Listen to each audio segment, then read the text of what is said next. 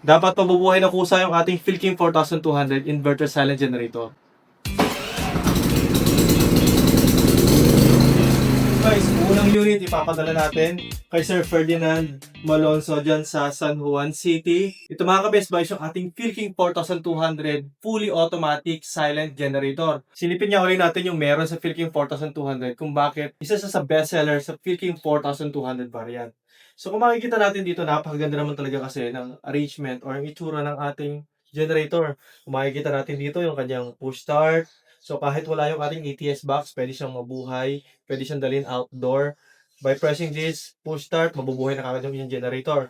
Meron din siyang IntelliGauge. Makikita mo dito yung mga essential na figures na kailangan mong makita sa isang generator tulad nga ng volt, hertz, and time, at yung kanyang running hours. Meron din siyang economy on and economy off switch. So kapag naka-eco on, mababa yung RPM, mababa yung consumption, at kapag naman naka-eco off, mas mataas yung RPM, mas mataas therefore yung kanyang fuel consumption. So regularly, ginagamit yun kapag anticipated natin yung mga electrical appliances natin ay medyo mataas yung starting current. Tulad nga ng aircon, electric motor, welding machine, at wala na pa mga induction motors na appliances natin. Parallel connection, so pwede natin pagsamahan yung dalawang generator ng Philking 4200. Gagamit lang tayo ng parallel kit para mapagsama yung power output nila. So from 4,200, magiging 8,400 watts kapag nakaparallel yung dalawang generator. Ang galing, di ba? So ito naman yung dalawang power output niya para sa 220 volts na magsusupply sa ating bahay. Ito naman yung ATS cable natin. So ito yung pinaka-communication cable para sa ating ATS box para automatic na mabubuhay at automatic na mamamatay yung ating generator na. So ito yung simulation kapag nawala or nag-brand out yung ating main power. Dapat mabubuhay ng kusa yung ating Philking 4200 inverter silent generator.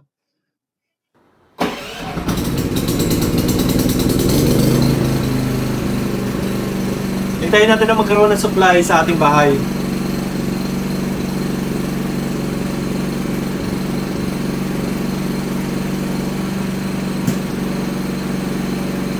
At ngayon naman mga ka-best buys, ipapabalikin natin yung supply ng Mirago or ng ating mains. At tingnan nyo kung ano mangyayari sa ating generator.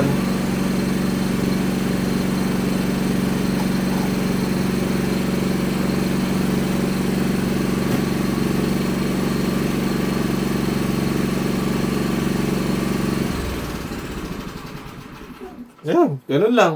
So, ganun lang ka-convenient yung paggamit ng ating Philking 4200. Kaya naman, very sought after ito sa market. At ito nga yung unang nauubos sa stocks ng ating Philking 4200.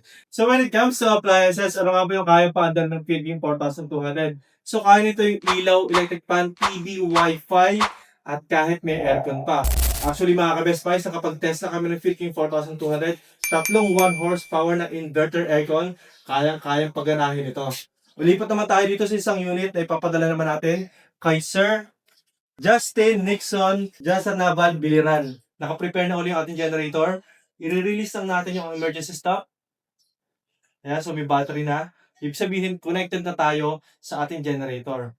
At simulate nga natin kapag nawala ng kuryente, dapat kusa rin mabubuhay yung ating generator na to.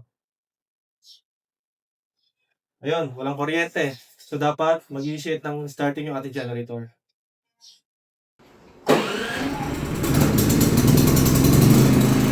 Diba? So, hintayin natin ngayon ang magkaroon ng supply.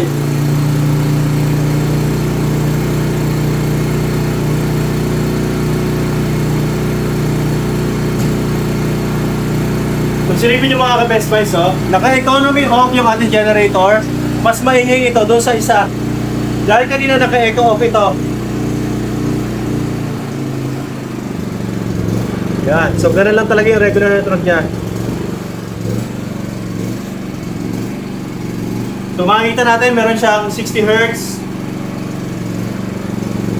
00 yung runtime, 228 yung voltage. At ngayon naman mga ka-best buys, pabalikin naman natin yung supply ng mains.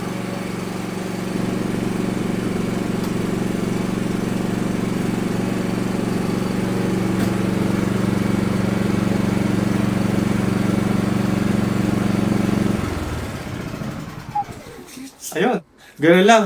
So, napaka-seamless ng transfer from generator power to Meralco power. Para sa inyo mga orders, comments, and suggestions, si Manny yung mag-text o tumawag sa aming cellphone number na magpa-flash din sa inyong screen. Bisitahin na aming Facebook, YouTube, and TikTok for more videos. Maraming salamat sa ating kliyente, Sir Ferdinand and Sir Justin, sa pagtangkilik sa Best Buys Mindoro. Mag-ingat po tayo palagi. God bless po.